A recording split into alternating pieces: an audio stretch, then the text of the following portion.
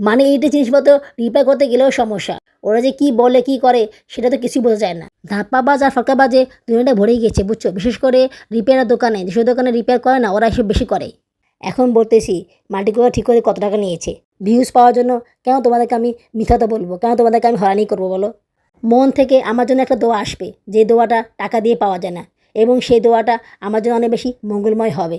ইফতারে কিছু না করলেও করতে হয়, কিছু না করলেও ইফতার বানাতে হয়, না হলে হয় না। তোমরা যেমন আমার ভিডিও না পেয়ে কষ্ট পাও, ঠিক তেমনই আমিও তোমাদের কাছে ভিডিও আপলোড না করতে পেরে অনেক বেশি কষ্ট পাই। আমার কাছে কিন্তু অনেক খারাপ লাগে। তোমরা প্রকাশ করতে পারো, আমি অনেক সময় সেটা প্রকাশ করতে পারি না। ক্যামেরার সামনে আমার যে কাজ, ক্যামেরার পেছনে আমার সেই কাজ। এই কাজগুলো সামান্য, কিন্তু এগুলো আগে থেকে করে রাখলে কত যে উপকার হয় আপুরা, আসলে যারা করে তারাই জানে। এখন আসতেছি অনেক কঠিন একটা কাজ। কঠিন আবার কঠিন না, এই কাজটা করতে অনেক সময় ব্যয় হয়, অনেক ঝামেলা হয়, তাই এই কাজটা আগেই করে নিচ্ছি। বুঝতে পারছি না কিছু আপুরা, মনটা অনেক খারাপ, খুব টেনশনে আছে আমি। আমার রমজানের প্রস্তুতি নেওয়া শেষ, সবগুলো কাজ করা হয়ে গেছে। তোমার সাথে সবগুলো শেয়ার করলাম, কেমন লেগেছে আমাকে অবশ্যই কমেন্টে জানাবে।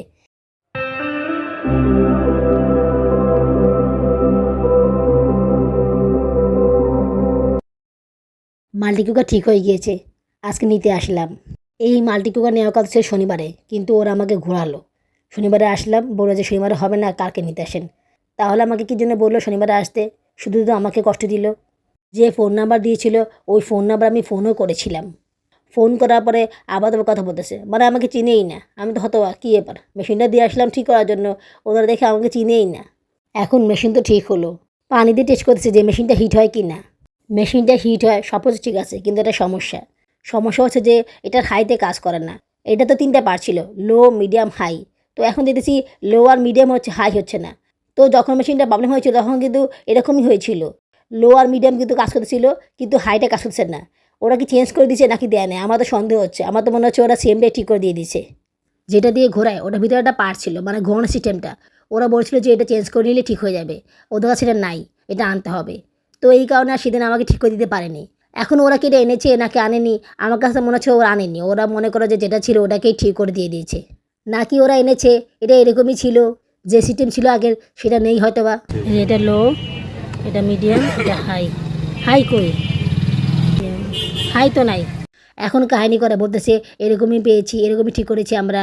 নিলে নেন, না নিলে নাই, আমরা এটা খুলে দেই, আমাদের পাশে আমরা রেখে দেই। এটা কোনো কথা হইলো? আপনাদেরকে দিয়েছি ঠিক করতে, আপনারা যেটা পান না আমাকে বলতে পারতেন যে আমরা ওইটা পাই নাই, আপনার সিস্টেম এটা 2টা হবে, আপনি কি নেবেন কি না? আপনি তো আমাকে কিছুই ফোন দিয়ে বলেননি। উল্টে এখন বলতেছে নিলে নেন, না নিলে না নেন। এটা কোনো কথা হইলো? মেজাজটা গরম হয়ে গিয়েছিল আপুরা, কী আর করার। আমি মেশিনটা নিয়ে এসেছি। ভাবলাম হাইটা তো আমার কাজে লাগে না, আমি তো হাইটা ইউজই করি না, একমাত্র পানি গরম করলে হাইটা ইউজ করি, না হলে কিন্তু হাইটা ইউজ করা হয় না। ওটা আবার খুব বেশি হাই, মিডিয়াম আর লোডে বেশি ইউজ করা হয়। তো আপাতত এভাবেই ইউজ করি, যেহেতু হাইটা ইউজ করা হয় না। কিছু করার নেই, নিজের ভুলের কারণে এই সমস্যাটা হয়েছে। এখন যদি আবার আরেকটা দোকান দেখাই তাহলে আবার টাকা লাগবে। শুধু শুধু এত ঝামেলা আমি যত চাই না। তা আসলে এটা ঠিক হবে কিনা তাও তো জানি না। মানে এইটা জিনিসপত্র রিপেয়ার করতে গেলেও সমস্যা। ওরা যে কি বলে কি করে সেটা তো কিছুই বোঝা যায় না। আসলে এই দোকানে আমি যেতেই চাইনি। যে দোকানে আমি ইটি ঠিক করেছিলাম ওই দোকানেই গিয়েছিলাম, কিন্তু ওই দোকানটা বন্ধ ছিল। ওই দোকানের অপোজিটে এই দোকানটা ছিল, এই কারণেই এই দোকানে আসা। কিন্তু এরকম সমস্যা হবে তা তো বুঝতে পারিনি। রমজানের বাকি প্রস্তুতির কাজ শুরু করে দিয়েছি। এই প্রস্তুতি কাজ করতে অনেক সময় লেগে যায়, কেন যে কাজগুলো আগে করলাম না। আবার না করে তো পারতেছি না, যদি এই কাজগুলো না করি তাহলে তো প্রস্তুতি নেওয়াই হবে না। আর রমজানের সময় তো এই কাজগুলো করাই যায় না, এত বেশি কাজের চাপ থাকে যে তখন চাইলেও অন্য কোনো কাজ করা যায় না। একবার ভেবেছিলাম প্রস্তুতির কাজ আর করবো না, যা করেছি ওটুকুই ঠিক আছে। কিন্তু পরে ভাবলাম বাকি কাজগুলো না করলে তো আমার ইফতার বানানোই হবে না, কারণ এইসব কাজগুলো আগে থেকে না করে রাখলে অনেক বেশি কষ্ট হয়ে যায় ইফতার বানানোর সময়। এই যেমন ধরো মরিচ টালা, মরিচ টালতে অনেক সময় অনেক সময় লেগে যায়। এই মরিচ টালা থাকলে সেক্ষেত্রে সমস্যাটা হয় না। আলু চপ করতে হবে, আলু চপ শেষ হয়ে গিয়েছে, তখন এগুলো ভাজতে হবে, আর এগুলো ভাজতে অনেক সময় লেগে যায়। তাড়াহুড়ো করে ভাজতে গেলে আরও বেশি সমস্যা হয়ে যায়। এই কারণে আগে থেকে ভেজে রাখলাম, যখনই আলু চপ করার প্রয়োজন হবে তখনই এখান থেকে নিয়ে লবণ দিয়ে মেখে নিব, তারপরে আলুর সাথে মাখিয়ে নিব। দ্রুত কাজটা হয়ে যাবে, কি বলো? তাড়াতাড়ি ঝামেলা আর থাকবে না। কিছু মটরশুঁটি কিনেছিলাম, এগুলো মটরশুঁটির বড় বিচিগুলো। মটরশুঁটির বড় বিচিগুলোর দাম অনেক বেশি। 1 কেজি দাম চেয়েছিল 130 টাকা। পরে ভাবলাম এত টাকা দিয়ে আমি মটরশুঁটি কিনবো, এর থেকে আস্ত মটরশুঁটি কিনে নেই, মানে খোসা সহ আর কি। আসলে এটা চিন্তা করেছিলাম, পেয়ে যাব সেটা ভাবতে পারিনি। মানে সায়রাকে নিয়ে স্কুল ছুটি পরে হাঁটতেছিলাম আর ভাবতেছিলাম যদি এরকম পেতাম। তো সামনেই পেয়ে গেলাম 60 টাকা করে কেজি খোসা সহ। তো ওটা পেয়ে আমি যে কতটা খুশি হয়েছি জানো না পুরা। 130 টাকা যেখানে দাম খোসা ছাড়া, আর খোসা সহ ওরা 60 টাকা কেজি। আমি তো অনেক খুশি হয়ে গেছিলাম, কিন্তু আমার কাছে মাত্র 50 টাকা ছিল। পরে বললাম যে আমার কাছে 50 টাকা আছে, 50 টাকা কি রাখা যাবে? বলছে না, রাখা যাবে না। পরে অনেক রিকোয়েস্ট করার পরে ওরা দিল 50 টাকার। 50 টাকার কেজিতে 1 কেজি মটরশুঁটি পেয়ে গেলাম খোসা সহ। পরে যে এখানে যখন স্কুলে যাই তখন দেখতেছিলাম যে অন্য জায়গায় বিক্রি করতেছে, দাম জিজ্ঞেস করেছিলাম, বলেছে 80 টাকা, এর কমে দিবে না, মানে 80 টাকা নিচে দেবেই না। সেই জায়গায় আমি 50 টাকা পেয়েছি, ভালো না? এটা আসলে কেউ বিশ্বাস করে না, বলছে এত কম দাম। আমি বলছি হ্যাঁ, মানে কেউ বিশ্বাসই করে না আমার এই কথাগুলো। যাই হোক, স্কুলে গিয়ে সবগুলো মটরশুঁটির খোসা ছাড়িয়ে নিয়েছি, তারপরে বাসায় এনে ফ্রিজে নর্মালে রেখে দিয়েছি। এখন এগুলোকে গরম পানি ভাপ দিয়ে হালকা সিদ্ধ করে নিলাম। এগুলোকে আমি সংরক্ষণ করে রেখে দিব। মটরশুঁটি বীজ আসলে অনেক কাজে লাগে, লুল রান্না করতে, তারপরে রোল বানাতে, এছাড়া আরও অনেক কিছুতে কাজে লাগে। আমি অল্প করেই কিনেছি, দেখি টাকা হলে পরে আর কিনে নিব। টাকা আর হবে, এই খরচ সেই খরচ, এদিকে আবার শুনতেছি যে সামনে নাকি স্কুল বন্ধ হয়ে যাবে। স্কুল বন্ধ হলে তো আমি আর টাকা পাবো না, মানে কি যে করবো কিছুই বুঝতে পারছি না। টাকা না পেলে আমি কিভাবে কি করব, কত কিছু কিনা লাগে, তো কোনো কিছুতে আমি কিনতে পারবো না যদি টাকা না পাই। এখন এগুলো জিপার ব্যাগে করে ফ্রিজে ডিপে রেখে দিব। ডিপে এগুলো 1 বছর পর্যন্ত ভালো থাকবে, কোনো সমস্যা হবে না। এইভাবে করে সিমের বিচি সংগ্রহ করে রেখে দিব। সিমের বিচি যে দাম একটু কমলে আমি বেশি করে সিমের বিচি সংগ্রহ করে রেখে দিব। সিমের বিচি খেতে আমার কাছে অনেক ভালো লাগে। আমি আগে প্রায় সবসময় সিমের বিচি সংগ্রহ করে রাখতাম, 5 কেজি 10 কেজি এভাবে করে সংগ্রহ করে রাখতাম, কিন্তু বাচ্চা হওয়ার কারণে সেই কাজগুলো করা হয়নি। এখন বলতেছি মাল্টিকুকার ঠিক করে কত টাকা নিয়েছে দেখো। ওই সময় কিন্তু ওরা বলেছিল যে বেশি টাকা লাগবে না, আপনাদের শুধু এই মেশিনটা টাকা দিলেই হবে। তো এই মেশিনটার টাকার দাম কত বলো? এই সোদাটা ঘোরানো মেশিনের দাম কত পড়বে? 100 টাকা হবে, 200 টাকা হবে, এর বেশি তো হবে না, তাই না? তো ওরা আমাকে বলতেছে 300 টাকা দেন। মানে আমি তো অবাক, 300 টাকা আমার কাছে কীভাবে চায় সে? একে তো মেশিন সম্পূর্ণ ঠিক করে দেয় নেই, আমার মেশিনটা সেই সমস্যা রয়েই গেছে। মিডিয়াম আর লো আছে, হাই তো নেই। উনি তো আমার কথা বিশ্বাস করতেছেনই না, উনি ভাবতেছেন যে এটা সিস্টেম এরকমই মিডিয়াম আর লো, এটার হাই যে আছে এটা উনি বিশ্বাস করতেছেন না। পরে আমি মোবাইলে ছবি দেখানোর পরে উনি বুঝলো যে এটা আসলেই লো, মিডিয়াম এবং হাই আছে। যেহেতু মুছে গিয়েছিল, সহজে বোঝা যাচ্ছিল না, এই কারণে উনি বুঝতে পারেনি। যাই হোক, 300 টাকার কথা শোনার পরে তো আমার মাথা গরম হয়ে গেছে। আমি বললাম আপনারা বললেন বেশি টাকা লাগবে না, আপনি আমাকে তখনই বলতেন। আমি আপনাদেরকে জিজ্ঞেস করছিলাম যে ভাই এটা ঠিক করতে কত টাকা লাগবে, তখন আপনারা বললেন খুব বেশি টাকা লাগবে না, সকালে টাকা হলেই হবে। তাহলে এখন কেন আপনারা আবার এরকম বলতেছেন যে 200 টাকা লাগবে? বলতেছে যে আমরা এটা পাইনি, আমাদেরকে অনেক খুঁজতে হয়েছে, অনেক কষ্ট হয়েছে, তাছাড়া এটা সহজে লাগতেছিল না, ভিতরে আরও সমস্যা ছিল, ওগুলা ঠিক করা লাগছে। তখন আমি বললাম আপনারা আমাকে ফোন করে বলতেন, আমি ভেবে দেখতাম যে আমি এটা ঠিক করাবো কি না। আপনারা তো আমাকে কিছুই বলেননি, এখন আপনারা বলছেন যে 300 টাকা দেন, এটা কোনো কথা হইলো? আমি 100 টাকা নিয়ে এসেছি, এই 100 টাকা নিলে নেন, না নিলে কিছু করার নেই, আমার কাছে এখন টাকা নেই।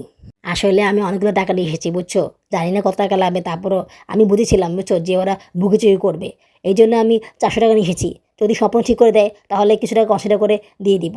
কিন্তু যখন দেখলাম যে এনারা এটা সম্পূর্ণ ঠিক করেনি, এনারা এটা কোনো রকম ঠিক করে দিয়েছেন, আমার সম্পূর্ণটা ঠিক হয়নি, তো আমি কেন এত টাকা দিব? তাছাড়া ওনারা তো বলেই দিয়েছে যে এটা ঠিক করতে খুব বেশি টাকা লাগবে না। তো আমি এই কথা বলার পরে বুঝছো উনি আর কিছু বলেনি, বলছে ঠিক আছে টাকা দিয়ে যান। আমি তো তখনই বুঝলাম যে লোকটা আমার কাছে মিথ্যাতে বলেছে। যদি সত্যি তার এত টাকা খরচ হতো তাহলে তো সে এই টাকা কখনোই নিত না, সে জোর করে হলেও আমার কাছ থেকে আরও বেশি টাকা নিত। আমি তখনই বুঝলাম যে লোকটা টাকা পয়সা বেশি নেওয়ার জন্য আমাকে এটা বলেছে, আসলে এটা ঠিক করতে এত টাকা লাগেনি। এত টাকা কি, 100 টাকাও লাগেনি। বললাম না, আমার কাছে মনে হচ্ছে যে এটা ওরা মুছে ঠিক করে দিয়েছে, আমাকে বুমবাং শুনিয়েছে, বুঝতে পারছো আপুরা? সেদিনই ওরা এটা মুছে ঠিক করে দিয়েছিল, কারণ সেদিন অনেক সময় ধরে ওরা এটা চেক করেছিল, তখনই বুঝেছিলাম যে এটা ঠিক করা হয়ে গিয়েছে। জাস্ট আমার কাছ থেকে টাকা নেওয়ার জন্য এরকম ফোন দিয়েছে, বুঝছো আপুরা? আমি যাওয়ার সময় আবার বলতেছে যে এটা সমস্যা হলে কিন্তু ঠিক করতে গেলে টাকা লাগবে, তখন কিন্তু ফ্রিতে ঠিক করে দিব না। আমি মনে মনে বলি আর তোমাদের দোকানে আসবো ঠিক করতে, তোমরা যা করছো এটা আমার মনে আছে, তোমাদের দোকানে আমি আর আসবো না, 2 নাম্বার মাসের দোকানে আমি আর যাবো না।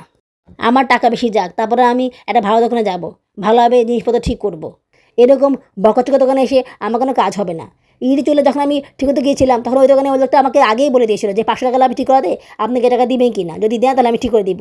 আচ্ছা মানতেছি যে উনি কিছুই করেনি, তারপর তো উনি আমাকে বলে নিয়েছে তাই না? তারপর আমি বাবুর বাবাকে ফোন দিয়ে বলেছিলাম যে তুমি এটা ঠিক করবে কিনা, এই টাকা লাগবে।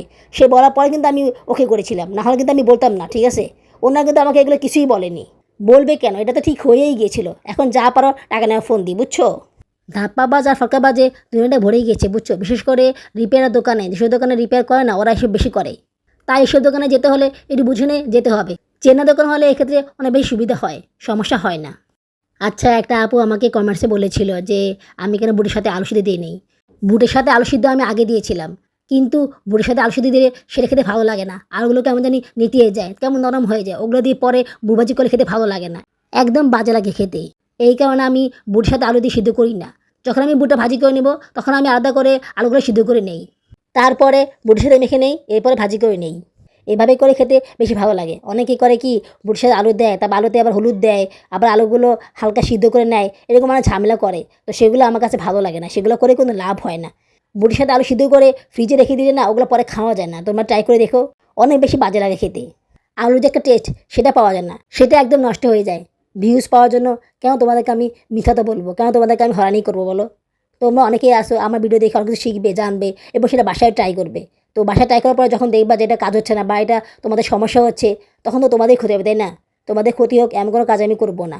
আমার ভিউজ হোক কি না হোক, আমি কোনোদিন কারো ক্ষতি করবো না। বা কেউ আমার ভিডিও দেখে হয়রানি শিকার হবে এরকম কোনো কাজও আমি করবো না। আমি চাই মানুষ আমার ভিডিও দেখে কিছু শিখুক, কিছু জানুক। আমি যেভাবে করি সেভাবে ওরা করুক এবং ওরা উপকৃত হোক, এটাই আমি চাই। আমার দ্বারা যদি কারো উপকার হয় তাহলে আমি অনেক বেশি খুশি হব এবং সেটা আমার জন্য অনেক বেশি ভালো হবে। মন থেকে আমার জন্য একটা দোয়া আসবে, যে দোয়াটা টাকা দিয়ে পাওয়া যায় না, এবং সেই দোয়াটা আমার জন্য অনেক বেশি মঙ্গলময় হবে। আমি তোমাদের কাছে ভালোবাসা চাই, দোয়া চাই। ভিউসের জন্য দুদিনের ভালোবাসা চাই না, দুদিনের দোয়া চাই না। আমি চাই তোমরা সবাই স্থায়ীভাবে আমাকে ভালোবাসো, আমাকে মনে রাখো, আমার কাজগুলো তোমরা করো এবং উপকৃত হও, সেটাই আমি চাই। আপুরা লাইকই করেছো নাকি এখন পর্যন্ত লাইক করোনি আমার ভিডিওটি দেখতেছো? প্লিজ আপুরা একটা লাইক করে দিও। লাইক করে দিলে কাজ করার বিষয় অনেক গুণ বেড়ে যায়। আর যদি খুব বেশি ভালো লেগে থাকে তাহলে আমার এই ছোট চ্যানেলকে সাবস্ক্রাইব করে আমাকে আপন করে নিও। ভিডিওটি সম্পূর্ণ দেখার পরে একটা কমেন্টস করে দিও। তোমাদের একটা কমেন্টস আমাকে কাজ করার জন্য অনেক বেশি অনুপ্রাণিত করে। তাই কমেন্টস করতে ভুলে যেও না কিন্তু। অবশ্যই অবশ্যই অবশ্যই কমেন্টস করবে।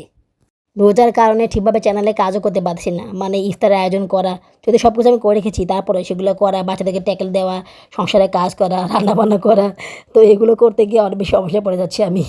ইফতারে কিছু না করলেও করতে হয়, কিছু না করলেও ইফতার বানাতে হয়, না হলে হয় না।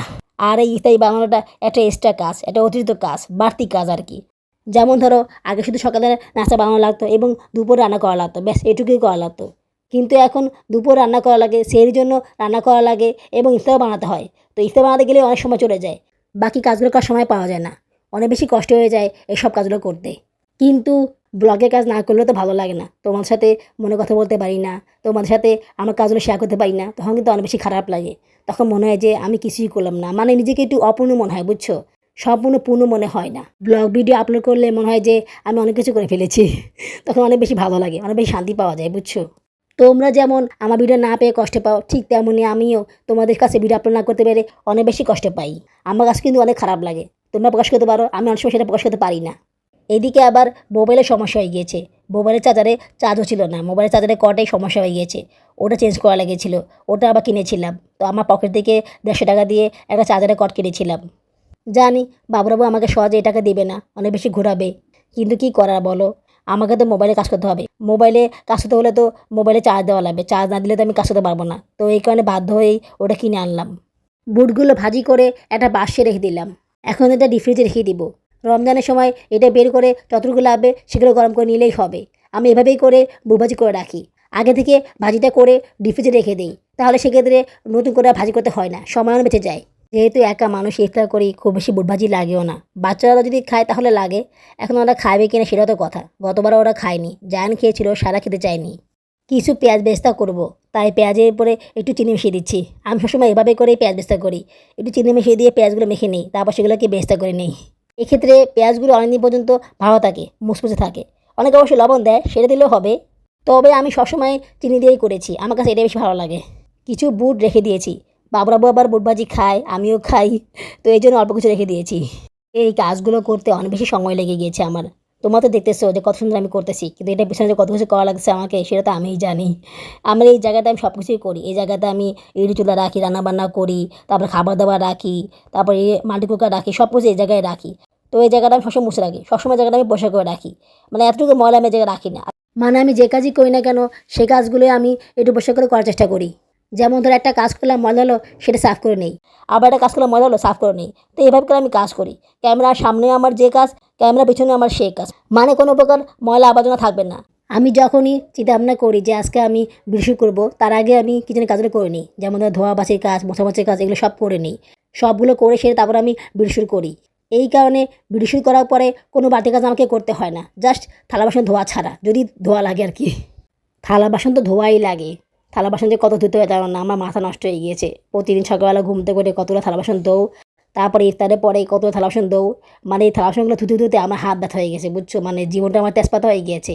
এদিকে আবার পাতিলে কালি জমে, পাতিলে কালি ধুতে ধুতে আমি পাগল হয়ে গেছি বুঝছো।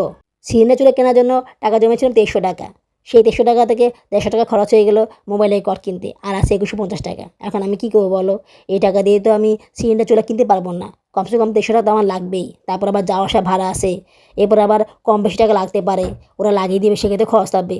তো এত টাকা আমি কোথায় পাবো বলো তো। এইদিকে আবার মোবাইলে একটা সমস্যা হয়ে গেছে বুঝছো, মোবাইলের ব্যাটারিতে সমস্যা দেখা দিয়েছে। তোমাদেরকে বলেছিলাম না যে মোবাইলের ব্যাটারি চেঞ্জ করেছিলাম, তো এখন আবার ওই ব্যাটারিতে সমস্যা দেখা দিয়েছে। কী করবো বলো তো, এই ব্যাটারিতে চার্জ থাকে না, চার্জ ফুল হয়ে যায়, কাজ করতে গিয়ে দেখি চার্জ নেই, একদম চার্জ কমে যায়, কমে একদম লো হয়ে যায়, মানে বিরসু করা অনেক কষ্টকর হয়ে যায় আমার কাছে। দেখো পেঁয়াজ বেরেস্তাগুলো কত সুন্দর মুচমুচে হয়ে গিয়েছে, আর কালারটা কি সুন্দর হয়েছে। এগুলো এখন এই বাক্সে ভরে রাখবো, টিস্যু দিয়ে টিস্যুর উপরে রেখে দিচ্ছি, তাহলে তেলটা অ্যাবজর্ব করে নেবে, সমস্যা হবে না। এটা আমি ফ্রিজে নামায় রেখে দিব। আলু চপ করতে গেলে পেঁয়াজ বেরেস্তা লাগে, পেঁয়াজ বেরেস্তা দিয়ে আমি আলু চপ করি, এছাড়াও পেঁয়াজ বেরেস্তা আর অনেক কাজে লাগে, তো বেসিক্যালি আসলে এই কাজে বেশি লাগে। এই কাজগুলো সামান্য, কিন্তু এগুলো আগে থেকে করে রাখলে কত যে উপকার হয় আপুরা, আসলে যারা করে তারাই জানে। আমি প্রতি বছর রমজানের আগে এই কাজগুলো করে রাখি, এই কাজগুলো করে রাখলে রমজানের কাজগুলো করা অনেক সহজ হয়ে যায়, ইফতার বানানোর কাজগুলো করতে অনেক বেশি সহজ হয়। এখন আসতেছি অনেক কঠিন একটা কাজ, কঠিন আবার কঠিন না, এই কাজটা করতে অনেক সময় ব্যয় হয়, অনেক ঝামেলা হয়, তাই এই কাজটা আগে করে নিচ্ছি। এই কাজটা করে নিচ্ছি সেটা হচ্ছে বেসন বানানো। বেসন বানানো অনেক কঠিন একটা কাজ, অনেক সময় লাগে। বেসন টিমিস বানানো, তারপর বেসনের গোলা বানানো, এগুলো করতে কিন্তু অনেক সময় লেগে যায়। অনেক সময় তাড়াহুড়ার কারণে বেসনটা ঠিকভাবে গোলানো হয় না, বেসনের গোলা বানাতে অনেক কষ্ট হয়ে যায়, অনেক সময় লেগে যায়, লাম্প জমে যায়। তো সেগুলো থেকে রক্ষা পাওয়ার জন্য এই কাজগুলো আগে করে নিচ্ছি। যে অ্যাঙ্কর ডালগুলো আমি কিনেছিলাম সেগুলোকে চুলে ভেজে নিয়েছি, এখন এগুলোকে মেশিনে গুঁড়ো করে নিব বেসনের জন্য। হালকা ভেজে নিয়েছি, ভেজে নিলে ব্লেন্ডিং করতে সুবিধা হয়, সহজে গুঁড়ো হয়ে যায়। 1 টেবিল চামচ চাল দিয়ে দিচ্ছি, চাল দিলে গুঁড়ো করতে সুবিধা হয়। লাইনটা করার সময় বুঝছো, উপরে তো হাত দিইনি, তারপরে ধাপ করে সব পড়ে গিয়েছিল, সবগুলো ডাল পড়ে গিয়েছিল। তারপরে তো অনেক কষ্ট করে আমি আর জামিন উঠিয়েছি, ওটার ভিডিওটা দেখাইনি, কেটে দিয়েছি, কারণ এমনিতে ভিডিওটা অনেক বড় হয়ে গিয়েছে। ভাগ্য ভালো আমি আগে সব কিছু গুছিয়ে নিয়েছি, পরিষ্কার করে নিয়েছি, এই কারণে সমস্যা হয়নি, না হলে তো মহারাষ্ট্র নিতে গেলে সেগুলো আবার ধুতে হতো, ধুলে আবার সমস্যা হয়ে যেত ব্র্যান্ডিং করতে। আমি আধা কেজি অ্যাঙ্কর কিনেছিলাম, ভেবেছিলাম পরে কিনে নিব, কিন্তু যেহেতু রমজান বাজার পেয়ে গেলাম, ওখানে 1 কেজি বেসন ছিল, এই কারণে এখন ডাল কেনা হয়নি। যেহেতু বেসন ছিল তাই এই অ্যাঙ্কর ভাত ইচ্ছা করছিল না, মানে এগুলোকে গুঁড়ো করতে ইচ্ছা করছিল না, ভেবেছিলাম যে পরে করব, পরে ভাবলাম পরে আর করা হবে না, যা করে এখনই করে নিতে হবে, ভিডিও শুটও করা হবে, না হলে সেটা আর করা হবে না।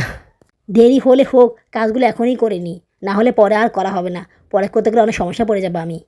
গুঁড়ো করা শেষ, এখন এগুলোকে ছাঁকনি দিয়ে ছেঁকে নিচ্ছি, ছাঁকনি দিয়ে ছেঁকে নিলে লাম্প জমে না, বেসনের গোলাটা সহজে বানিয়ে নেওয়া যায়, কোনো সমস্যা হয় না, সময় খুব কম লাগে। মোবাইলের ব্যাটারিটা যে কেন সমস্যা করতেছে বুঝতে পারছি না, এইভাবে করে সমস্যা করলে তো আমি চ্যানেলে কোনো কাজই করতে পারবো না, তার মধ্যে আবার মোবাইলে ভয়েস দেওয়া, তারপরে ভিডিও শ্যুট করা, এগুলো কোনো কিছুতে করতে পারবো না। অনেক কষ্ট করে কাজ করে চ্যানেলে একটা ভালো পর্যায়ে আনতে পেরেছি, এখন আমার ভিউসে এবং ওয়াচ টাইমে গাঢ় সবুজ দাগ আছে, তো এই দাগটা বলছে থাকবে না বেশি দিন, যদি আমি কন্টিনিউ কাজ না করি, এই দাগটা আবার হালকা হয়ে যাবে, আবার নাই হয়ে যাবে, ডাউন হয়ে যাবে, তো সেটা হতে দেওয়া যাবে না বুঝছো। কিন্তু কিভাবে কাজ করব যদি মোবাইলের সমস্যা হয়, এদিকে আবার মোবাইলটা ঠিক করতে গেলে সার্ভিস সেন্টারে যাওয়া লাগবে, সার্ভিস সেন্টারে যাওয়া ছাড়া আর কোনো উপায় নেই, ওখানে গিয়ে একটা নতুন ব্যাটারি লাগাতে হবে, একটা নতুন ব্যাটারি লাগাতে গেলে বহুত টাকা লাগবে, 2000 টাকা 2500 মতো লাগতে পারে, যদিও আমার কাছে টাকা আছে, তারপরও এই টাকাগুলো দিয়ে দিলে তো আমার কাছে আর কোনো টাকা থাকবে না, সিনে চলে আমি কীভাবে কিনবো, বুঝতে পারছি না কিছু আপুরা, মনটা অনেক খারাপ, খুব টেনশনে আছে আমি। বাবু তো আমাকে একটা টাকাও দিবে না, আমি শত কানাকাটি করলেও, শত ঝামেলা করলেও উনি একটা টাকাও দেবে না ফোন ঠিক করার জন্য। উনি চায় না এই ফোন ঠিক হোক, উনি চায় না আমি চ্যানেলে কাজ করি বুঝছো, উনি চায় আমি সারাক্ষণ ঘরে বসে থাকি, বাচ্চাদের সামলাই, আমার কোনো জীবন নেই, আমার কোনো লাইফ নেই, উনি চায় আমি অন্য কোনো কাজ না করি। আচ্ছা ঠিক আছে, আমি অন্য কোনো কাজ না করি, কিন্তু উনি তো আমার সেই ইচ্ছাগুলো পূরণ করতেছে না, কিছু খাবার খেতে গেলে সেগুলো এনে দেয় না, তারপর কিছু লাগলে সেগুলো আনে না, কোনো কিছু উনি করতেছে না, তাহলে আমি কীভাবে ভাড়া দেবো তোমরাই বলো।